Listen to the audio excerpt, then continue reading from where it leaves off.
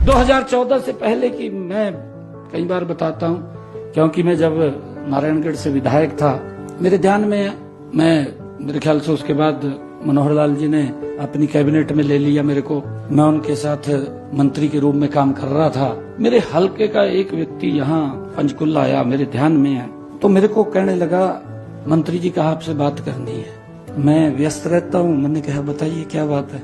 कहा नहीं, मैं आपसे कोई बात करना चाहता हूँ, शेयर करनी है बात। मैंने कहा बताइए क्या बात है।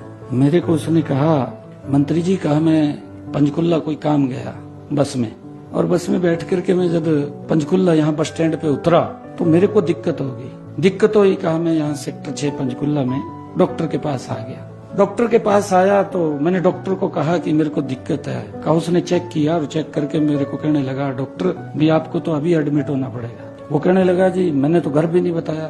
कहा, डॉक्टर ने मेरे को कहा अभी तेरे पास समय नहीं है, आपको अभी एडमिट होना पड़ेगा और आपका स्टंट डलेगा। वो कहा, जी मैं एडमिट हो गया, मेरा स्टंट डाल दिया डॉक्टर ने। अगले दिन कहा, मैंने घर पे फोन किया कि मैं तो यहाँ पंचकुला हॉस्पिटल में हूँ। परिवार के लोग आए, जितना का भी पैसा था वो दे करके कहा मैं घर चला गया। मेरे को कहने लगा, कहा जी मैं आपको ये बात कहने के लिए आया हूँ। कहा 2014 से पहले ये स्थिति थी कि अगर किसी को ये पता चल जाता था कि मेरा स्टंट डलेगा तो डॉक्टर एक बात बोलता था कि पहले 3 लाख रुपए जमा करा तब आपका स्टंट डलेगा। परंतु आज मोदी जी के समय के अंदर मेरे को डॉक्टर ने ये नहीं कहा कि आप पैसा 3 लाख रुपए जमा करा, मेरे को ये कहा कि आप अपना स्टंट डलवाएं।